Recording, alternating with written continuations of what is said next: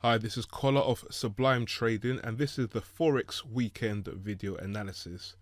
So we have 5 Forex pairs to get through today. The first one is the Australian dollar, Canadian dollar. Starting off by looking at the monthly time frame, we can see that price is below last year's low, but just at this area of support. This is an area of support I drew from the low back in July 2013. So it's held for quite some time, held here and so far here again. So it's causing a strong area of support for price.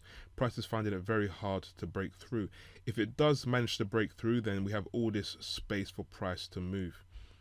Going down to the weekly time frame, price is below the 50 and 200 simple moving averages and heading in the downwards direction. Going to the daily time frame now, price is below the 50 and 200 simple moving averages. We are seeing lower highs and lower lows, which is a clear indication of a downtrend. And currently price has pulled back from that area of support I showed you on the monthly time frame.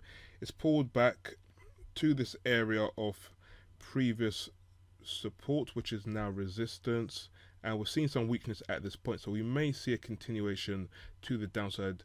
This next move to the downside may see price break through that strong area of support. If that is the case, then we can look for shortened opportunities, but we are standing aside until we see that break of that support area. Next Forex pair is the pound Australian dollar. If we go to the monthly time frame first, price is above last year's high and also currently just above this high here. If I just zoom in a little closer, this high here, we're just around that level. So if price does clearly break that level, then we can start to look for longer opportunities. Going to the weekly time frame, price is above the 50 and 200 simple moving averages, and on the daily time frame, price is also above the 50 and 200 simple moving averages. We're seeing higher highs and higher lows, so if we can eventually see a break of this high, then we can look for long opportunities. Next Forex pair is the pound New Zealand dollar.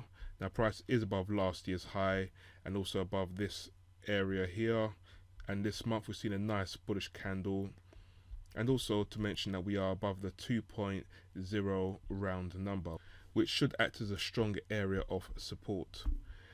On the weekly time frame, price is above the 50 and 200 simple moving averages, and on the daily time frame, price again is above the 50 and 200 simple moving averages.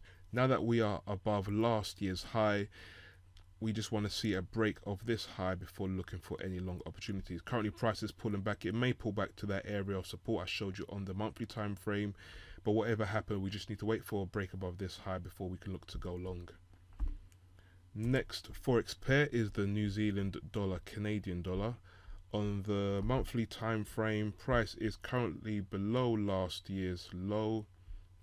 There is another area of support here, and if price does break this area of support, then we can look for short opportunities. At the moment price is heading down, so we may see a break of this area pretty soon. On the weekly time frame, price is below the 50 and 200 simple moving averages, and on the daily time frame, price is below the 50 and 200 simple moving averages. Again, we're seeing lower highs and lower lows, and price is currently pulled back to this previous area of support, which is now resistance. And if we see continued weakness in this Forex pair, then we may see a break of that low support area, which was mentioned on the monthly time frame. The final Forex pair I'm looking at today is the New Zealand dollar, US dollar. Price is currently below last year's low and heading towards this area of previous support. If it does break that area, then we have clear space for price to move before the next area of support, which is down here. Going to the weekly time frame, price is below the 50 and 200 simple moving averages, and on the daily time frame, price is also below the 50 and 200 simple moving averages, making lower highs and lower lows.